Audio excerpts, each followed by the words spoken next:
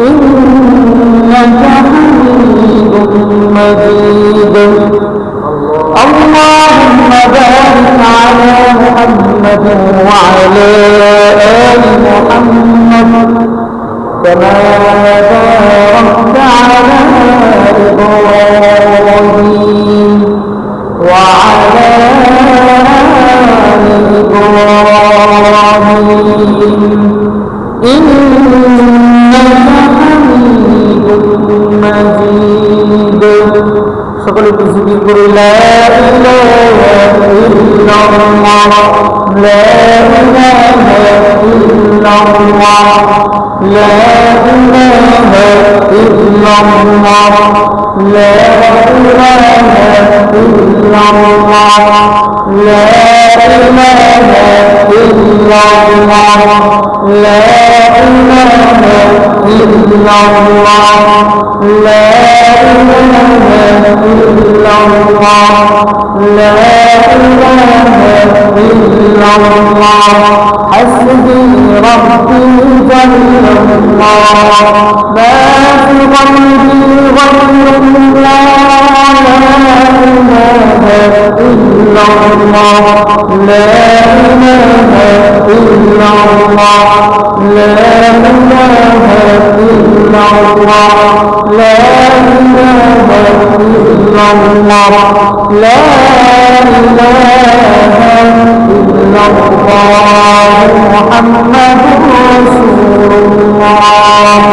سبحانك لا علم لنا إلا ما علمتنا إنك أنت العليم الحكيم. আলহামদুলিল্লাহ, মহান আল্লাহ রব্বুল আলামিনের দরবারে লাখো কোটি শুকরিয়া যে মহান আল্লাহ রব্বুল আলামিন আমাদেরকে আপনাদেরকে সুস্থ রেখে মহান আল্লাহ রব্বুল আলামিনের হুকুম জুমআ নামাজ জামাতের সাথে আদায় করার জন্য তৌফিক দান করতেছেন। এই জন্য আমরা মহান আল্লাহ রব্বুল আলামিনের দরবারে অগণিত শুকর আদায় করছি। আলহামদুলিল্লাহ, লাখো কোটি দুরূদ ও সালাম বিশ্বসভার সভাপতি সাইয়্যিদুনা খাতামুন নবিয়্যিন জনাব মুহাম্মদ রাসূলুল্লাহ সাল্লাল্লাহু আলাইহি ওয়াসাল্লামের উপর। সম্মানিত মুসলিম ইকরাম, আমরা 1447 হিজরি পার করে আমরা 1448 হিজরিতে অবস্থান করছি। আজকে মুহররম মাসের 3 তারিখ, অর্থাৎ আরবি মাস হিসেবে নতুন বর্ষ শুরু হয়েছে। এটা কি আমরা জানি যে আরবি মাসে নতুন বর্ষ শুরু হয়েছে? অনেকে কিন্তু এটা আমরা জানি না। আসলে এটা আমাদের মুসলমানদের জন্য দুঃখের একটি বিষয়, আফসোসের একটি বিষয় যে মুসলমানদের আমাদের ঐতিহ্য, আমাদের ইতিহাস, যার মধ্যে আরবি হিজরি সন এ সম্পর্কে আমাদের কোনো ধারণাই নাই। আরবি কত তারিখ যাইতেছে, কোন মাস চলতেছে, এটা আমরা অনেকেই জানিও না। অথচ এটা মুসলমানদের ঐতিহ্য, মুসলমানদের সংস্কৃতি। এটা আমরা কি করি? আমরা কিন্তু ঠিকই জানি যে বর্তমানে 2026 সাল চলতেছে, এটা আমরা জানি না, সবাই জানি। কিন্তু এটা কতজন জানি যে 1447 হিজরি পার হয়ে আজকে 48 হিজরি চলতেছে। আজকে 3 তারিখ, মুহররম মাসের আজকে 3 তারিখ। এটা আমরা অনেকেই জানি না। আরবি হিজরি সন এটা আমরা যে ইবাদত বন্দেগী করি, আমাদের সকল ইবাদতের সাথে আরবি হিজরির সাথে সম্পর্ক আছে। আরবি হিজরির সাথে মিলিয়ে আমরা ইবাদত বন্দী করে থাকি, কিন্তু আজকে আমরা আরবি হিজরির সঙ্গে কোনো খবর রাখি না। আজকে মুহররম মাসের 3 তারিখ, মুহররম মাস এটা অত্যন্ত গুরুত্বপূর্ণ একটি মাস। আল্লাহ তাআলা যে 4টি মাসকে সম্মানিত করেছেন, আল্লাহ তাআলা যে 4টি মাসকে সম্মানিত করে ঘোষণা করেছেন, এই 4টি মাসের মধ্যে মুহররম মাস একটি। বলেন না সুবহানাল্লাহ। আল্লাহ রাব্বুল আলামিন সূরা তাওবা 36 নম্বর আয়াতের মধ্যে ইরশাদ করেছেন, ইন্না ইদ্দাতাশ-শুহুরি ইনদাল্লাহি 12 শাহরান ফি কিতাবিল্লাহ। আল্লাহ তাআলা নিজেই পবিত্র কোরআন শরীফের মধ্যে বলেছেন যে পৃথিবীর সৃষ্টির শুরু লগ্ন থেকে আল্লাহ তাআলা 12টি মাস নির্ধারণ করে দিয়েছে। এই 12টি মাসের মধ্যে মিনহা আরবাআতুন হুরুম, 4টি মাসকে আল্লাহ তাআলা সম্মানিত করেছেন। বলেন না সুবহানাল্লাহ। এই 4টি মাসের মধ্যে মুহররম মাস একটি মাস। বুখারী শরীফের 3197 নম্বর হাদিস, হযরত আবু বকর রাদিয়াল্লাহু তাআলা আনহু থেকে বর্ণিত, রাসূলুল্লাহ সাল্লাল্লাহু আলাইহি ওয়াসাল্লাম বলেছেন যে আল্লাহ তাআলা 12টি মাসের মধ্যে থেকে 4টি মাসকে সম্মানিত করেছেন। তার মধ্যে ধারাবাহিকভাবে 3টি মাস, জিলহজ আর হচ্ছে মুহররম। এই 3টি মাস হচ্ছে ধারাবাহিক, আর একটি মাস হচ্ছে রজব মাস। এই 4টি মাসকে আল্লাহ তাআলা সম্মানিত মাস হিসাবে ঘোষণা করেছেন। আর এই সম্মানিত 4টি মাসের মধ্যে এই মুহররম মাস সবচেয়ে উত্তম মাস। বলেন না সুবহানাল্লাহ। قال الحسن البصري رضي الله عنه أفضلها شهر الله المحرم। হযরত হাসান বসরি রাদিয়াল্লাহু তাআলা আনহু বলেছেন, আল্লাহ তাআলা যে 4টি মাসকে সম্মানিত করেছেন তার মধ্যে এই মুহররম মাস সবচেয়ে উত্তম মাস। বলেন না সুবহানাল্লাহ। তাহলে আমরা বুঝতে পারলাম আল্লাহ তাআলা 4টি মাসকে সম্মানিত মাস হিসেবে ঘোষণা করেছেন। আবার এই 4টি মাসের মধ্যে এই মুহররম মাস সবচেয়ে উত্তম মাস। তাহলে মুহররমের মাসে গুরুত্ব আছে নাকি নাই? আছে। এই জন্য মুহররম মাসের গুরুত্ব আমাদেরকে জানতে হবে। এই মুহররম মাস এটা অত্যন্ত গুরুত্বপূর্ণ একটি মাস। এই মুহররম মাস এটা আল্লাহ তাআলার মাস। বলেন না সুবহানাল্লাহ। সহিহ মুসলিম শরীফের হাদিস 2645 নম্বর হাদিস, عن أبي هريرة رضي الله عنه قال قال رسول الله صلى الله عليه وسلم أفضل الصيام بعد رمضان شهر الله المحرم وأفضل الصلاة بعد الفريضة صلاة الليل। হযরত আবু হুরায়রা রাদিয়াল্লাহু তাআলা আনহু থেকে বর্ণিত, রাসূলুল্লাহ সাল্লাল্লাহু আলাইহি ওয়াসাল্লাম ইরশাদ করেছেন, রাসূলুল্লাহ সাল্লাল্লাহু আলাইহি ওয়াসাল্লাম ইরশাদ করেছেন, রমজান মাসে রোজার পরে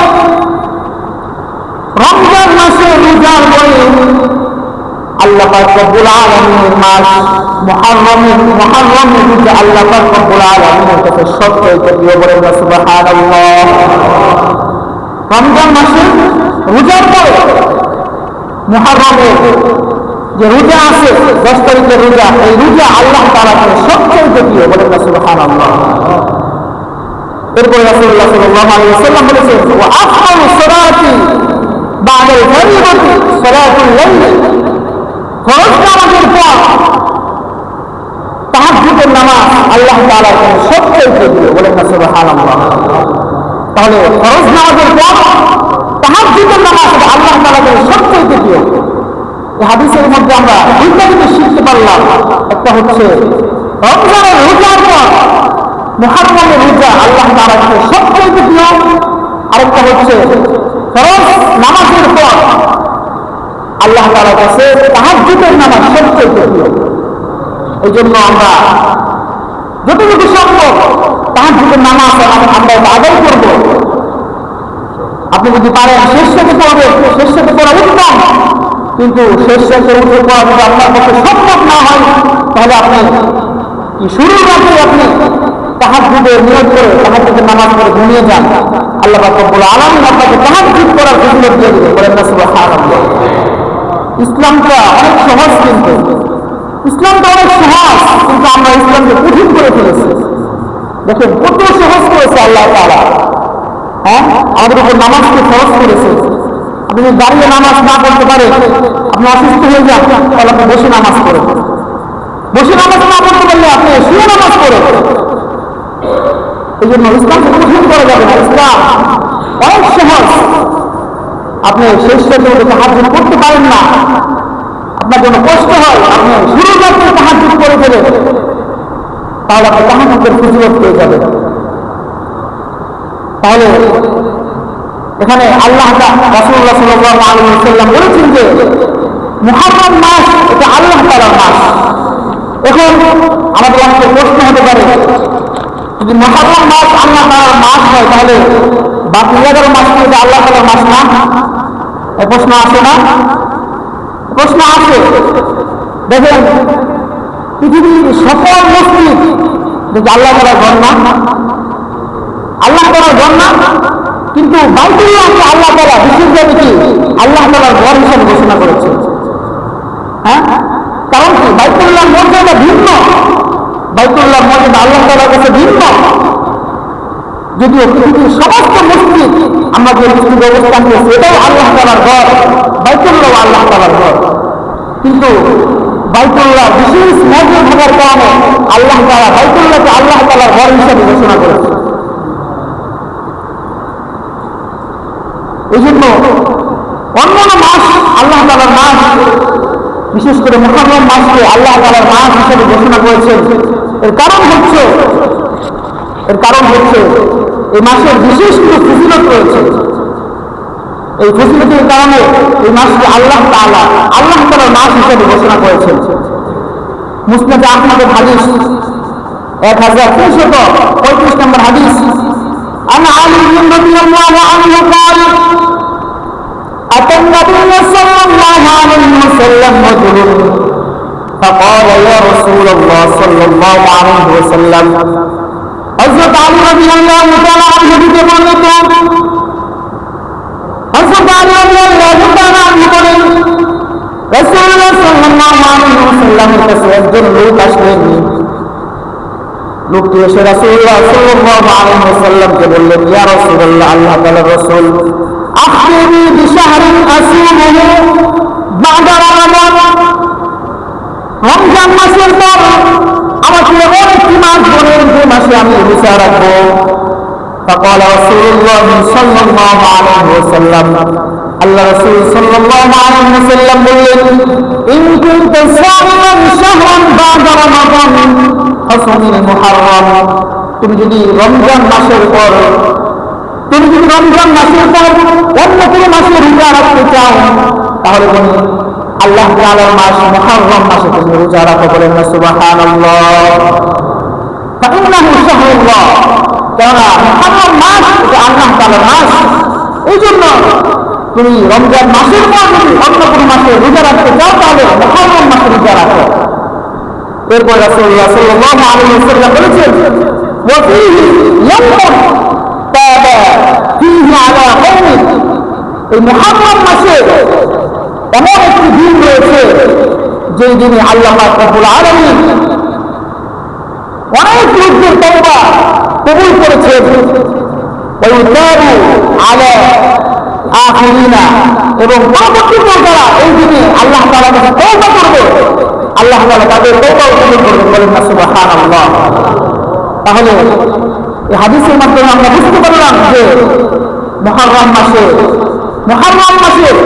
10 তারিখে যারা তওবা করবে বিশেষভাবে আল্লাহ তাআলা তাদের তওবাকে কবুল করবে। এটা আল্লাহ তাআলা বলেছেন। অনেকেই বলেছেন যে আদম আলাইহিস সালাম যখন তওবা করেছিলেন, এই মুহররমের 10 তারিখে তওবা করেছিলেন, আর এই মুহররমের 10 তারিখে আদম আলাইহিস সালামের তওবা আল্লাহ তাআলা কবুল করেছেন। বলেন না সুবহানাল্লাহ। এই জন্য এই হাদিসের মাধ্যমে আমরা বুঝতে পারলাম যে এই মুহররম মাসে তওবা করলে আল্লাহ তাআলা বিশেষভাবে তওবাকে কবুল করেন। বলেন না সুবহানাল্লাহ। অন্যান্য মাসে তওবা করলে আল্লাহ তাআলা কবুল করবে, কিন্তু বিশেষভাবে এই মুহররম মাসের 10 তারিখে আপনি যদি তওবা করেন তাহলে আপনার তওবা আল্লাহ তাআলা কবুল করবে। আল্লাহ তাআলা পবিত্র কোরআন কারীমের মধ্যে তওবা আমাদেরকে শিখিয়ে দিয়েছেন আমরা কিভাবে তওবা করব। আল্লাহ তাআলা বলেছেন, রব্বানা যালামনা আনফুসানা ওয়া ইন লাম তাগফির লানা ওয়া তারহামনা লানাকুনান্না মিনাল খাসিরিন।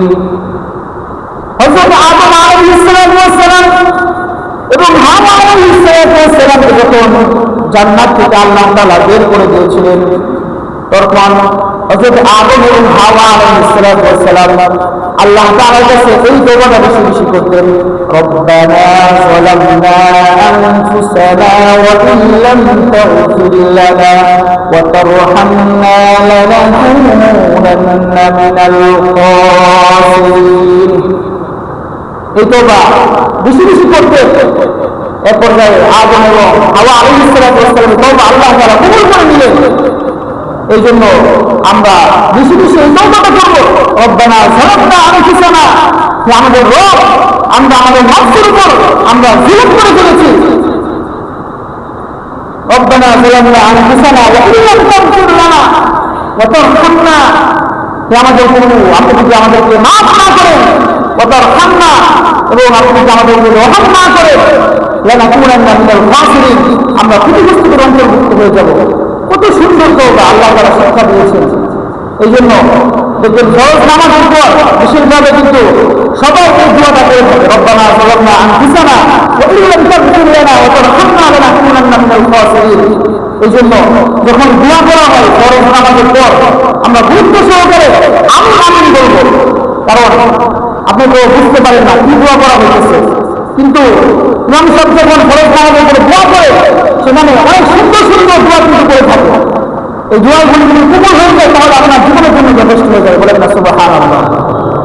এই জন্য আমরা মুহররমের 10 তারিখে বেশি বেশি কি করবো, তাও ইস্তিগফার করবো। কারণ রাসূলুল্লাহ সাল্লাল্লাহু আলাইহি ওয়াসাল্লাম বলেছেন, ওয়া ফীহি ইয়াওমুন তাবা ফীহি আলা কওমিন, এই মুহররমের মাসে এমন একটি দিন রয়েছে যেই দিনে কি পূর্ববর্তীদের তওবা আল্লাহ তাআলা কবুল করেছেন, এবং পরবর্তীতে যারা আসবে তাদের তওবা আল্লাহ তাআলা কবুল করবেন। এই জন্য আমরা কি করবো, মুহররমের 10 তারিখে বেশি বেশি তওবা ইস্তিগফার করবো। মুহররম এটা অত্যন্ত গুরুত্বপূর্ণ একটি মাস, আর মুহররমের 10 তারিখ এই মুহররম মাসের মধ্যে সবচেয়ে গুরুত্বপূর্ণ একটি দিন। এই জন্য মুহররমের 10 তারিখে আমরা কিভাবে বন্দী করবো, কিভাবে কাটাবো, এটা আমাদেরকে জানতে হবে। মুহররমের 10 তারিখে আমরা কি বলি, আশুরা বলে থাকি। কি বলে থাকি? আশুরা হিসেবে চিনে থাকি। আশুরা এটা আশুরের থেকে এসেছে, যার অর্থ হচ্ছে 10। এই জন্যই মুহররমের 10 তারিখে কি আশুরা বলা হয়। আশুরার অনেক ফজিলত রয়েছে, তার মধ্যে আশুরার 1 নম্বর যে আমল সেটা হচ্ছে আশুরার দিন করা রোজা রাখা। কারণ রাসূলুল্লাহ সাল্লাল্লাহু আলাইহি ওয়াসাল্লাম এই দিনে রোজা রেখেছেন এবং সাহাবাগণদেরকে এই দিনে রোজা রাখার জন্য আদেশ করেছেন। মুসলিম শরীফের হাদিস হযরত আব্বাস রাদিয়াল্লাহু তাআলা আনহু থেকে বর্ণিত, আন্না রাসূলুল্লাহ সাল্লাল্লাহু আলাইহি ওয়াসাল্লাম قدم المدينة فوجد اليهود صياما يوم عاشوراء।